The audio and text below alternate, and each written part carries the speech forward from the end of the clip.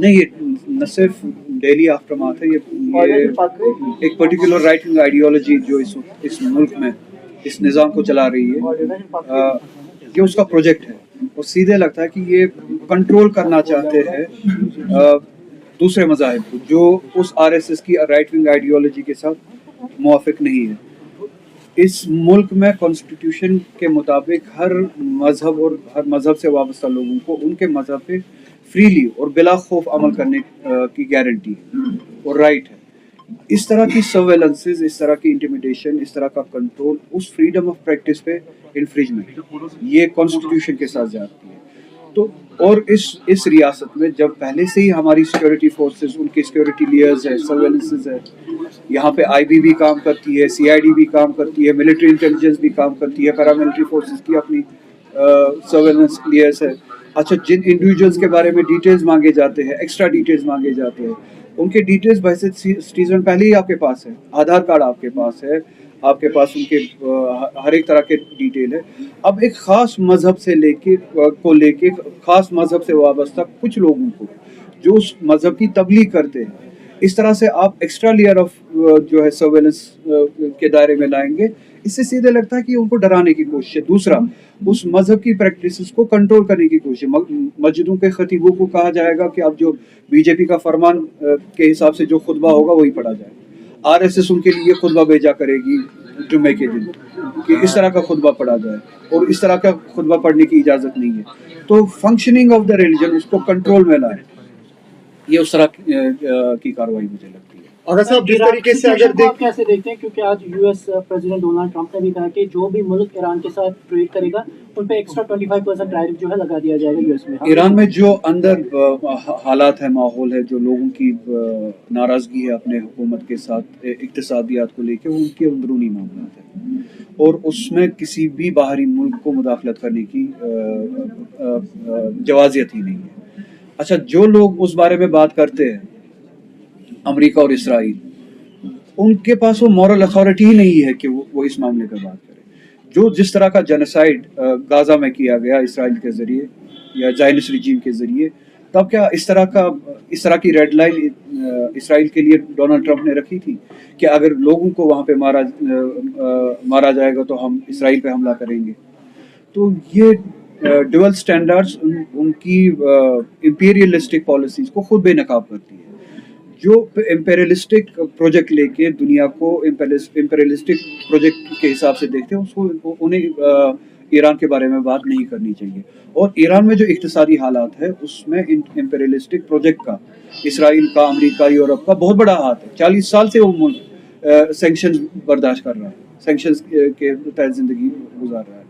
تو جن امپیریلسٹک طاقتوں نے ایک ملک کی اقتصادیات کو 40 سال سے اس حد تک خراب کیا ہے، اگر وہاں پہ انٹرنلی کرائسس ہے، ان کا حق نہیں بنتا ہے کہ وہ اس معاملے میں مداخلت کرے۔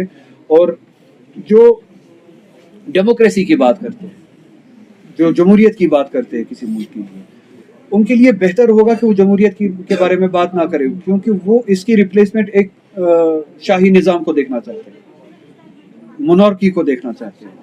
تو وہ ان کی نظر میں جو مونارکی، جو ڈکٹیٹرشپ ایران میں تھی، اس کو واپس لاگو کرنا چاہتے ہیں۔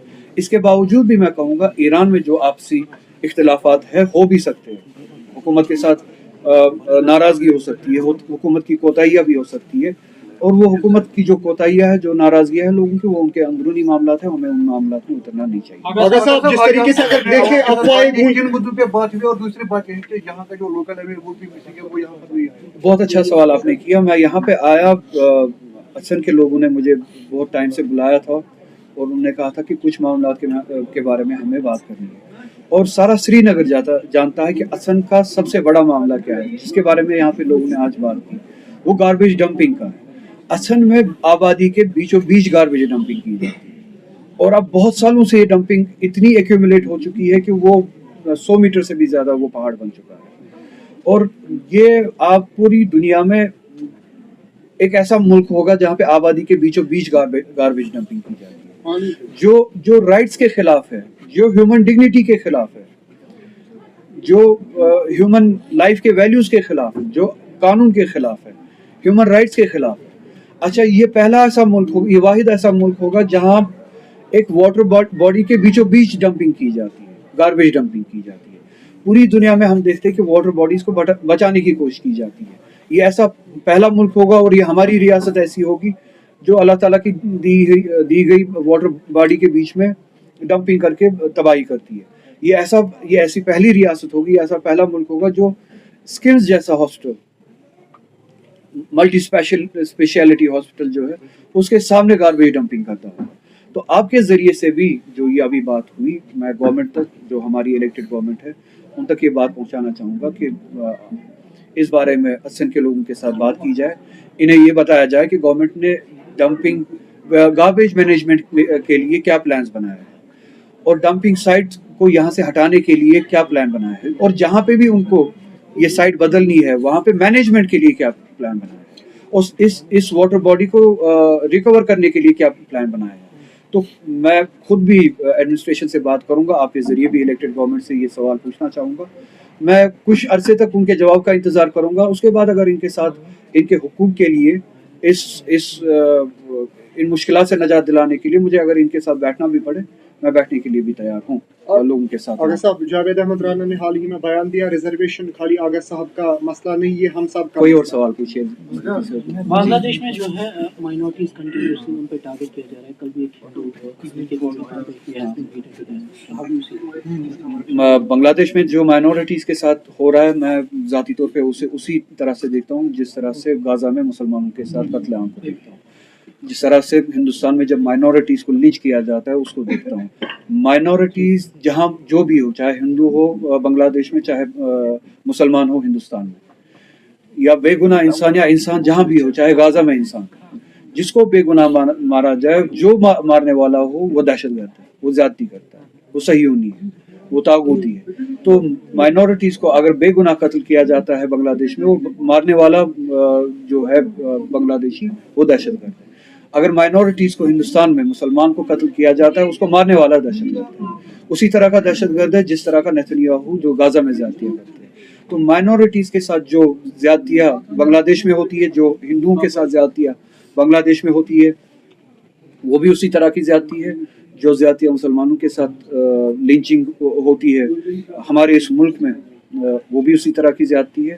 اور وہی زیادتی ہم اسی طرح سے مانتے ہیں جس طرح سے غزہ میں مسلمانوں کے ساتھ.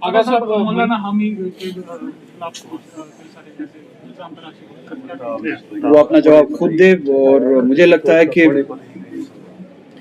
الزامات کے ذریعے لوگوں کو ویلیفائی کر کے مجھے لگتا ہے کہ اس ریاست میں اور مائنورٹیز میں بالعموم اس ملک میں زیادتیاں کی جاتی ہے, کبھی دہشت گرد کے نام پہ, کبھی اینٹی نیشنل کے نام پہ, اسی طرح کے ٹیکس لگا کے ایک تو ویلیفائی کر کے ان کو سیکنڈ کلاس سٹیزنز بنانے کی کوشش کی جا رہی ہے, یا بنایا بھی گیا ہے, اور پھر جو زیادتیاں ہیں ان کا شکار بنانے کی کوشش کی جاتی ہے. بہت سارے ہمارے لوگ ایسے ابھی بھی ہے, چاہے وہ کسی بھی مسلک سے, مذہب سے وابستہ ہو, بالخصوص مسلمان طبقے سے, وہ جیلوں میں بند ہیں صرف اسی نام پہ, اسی وجہ سے کیونکہ ان کو بدنام کیا گیا, ان کو ٹیگ کیا گیا, ان کو اینٹی نیشنل, دہشت گرد. آپ دیکھ سکتے کہ ہمارے اسکالرز ابھی بھی بند ہیں 5-5, 6-6 سالوں سے جیلوں میں. عمر خالد جیسے اسکالر, شرجیل امام جیسے اسکالر, یا ہیومن رائٹ ایکٹیوسٹ ہمارے ابھی بھی جیلوں میں بند ہیں.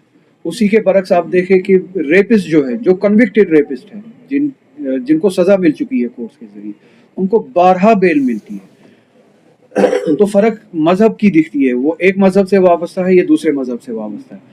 ہمیں لگتا ہے کہ یہ ملک ہر کسی کے لیے بنا تھا, ہندو کے لیے بھی بنا تھا, مسلمان کے لیے بھی بنا تھا, ہر کسی کے لیے برابری کے لیے بنا تھا. ہم نے یہ توقع نہیں کیا تھا کہ اسکالرس جیل میں ہو کیونکہ ان کو اینٹی نیشنلز اور ٹیررسٹ کا ٹیگ دے کے ان کے ساتھ زیادتیاں کی جائے, اور ابھی ان کا کیس بھی شروع نہیں ہوا, وہ ٹرائلز بھی شروع نہیں ہوئے, وہ کنوکٹ بھی نہیں ہے, یہ عدالت میں ان کا کیس ہی شروع نہیں ہوا ہے, اور وہ جیلوں میں 6-6 سالوں سے بند ہیں. اور اسی کے برعکس جن کا کیس شروع بھی ہوا ہے, ختم بھی ہوا ہے, عدالتوں نے سزا بھی دی ہے, اور وہ ریپسٹ, چاہے وہ بابا ہو, بابا رام رحیم ہو, چاہے وہ بی جے پی کا کوئی MLA ہو کسی ریاست کا, وہ ریپسٹ, ان کو بیل ملتی ہے بار بار. اور اسی طرح کی آپ دیکھیں جو نام آپ نے لیا, यहाँ पे भी कोशिश की जाती है कि टैग दे के, एंटी नेशनल बता के, टेररिस्ट बता के लोगों के साथ ज्यादती की जाए और उनको जेलों में रखा जाए। आगा साहब, मनीष शंकर जी का एक बयान आया कि जो ऑपरेशन सिंदूर है उसको बंद किया जाए और पाकिस्तान से बातचीत की जाए, आपको क्या लगता है? जितनी भी जंगें लड़ी जाए, और हमें पता है 47 की, 65 की, 71 की, 99 की, परसों का सिंदूर ऑपरेशन जो हुआ, जितनी भी जंगें हम लड़े, उसके बाद हमें आखिर में बातचीत ही करनी है। ये एक वाज़ेह हकीकत है, ये एस्टैब्लिश फैक्ट है, इससे कोई इनकार नहीं।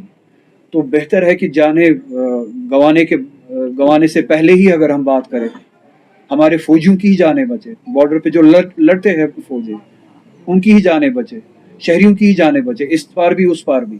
उससे पहले अगर बात हो सके और मामले को हल किया जा सके, वही ह्यूमन और सिविलाइज तरीका है बात करने का। आखिरकार हमें भी पता चला कि 12 दिन के 10 दिन के बाद या 4 दिन के बाद जब ये ऑपरेशन सिंदूर हुआ कि जंग कोई रास्ता ही नहीं है, जंग कोई सोल्यूशन ही नहीं है, वो बंद करना पड़ा। आखिरकार हम भी, हर कोई ये समझता है कि जंग और वायलेंस कोई तरीका नहीं है। आखिरकार हमें ह्यूमन तरीके से बैठ के, पाकिस्तान से भी या चाइना से भी बैठ के, हमें इन इश्यूज पे बात करके बात को हल करना है।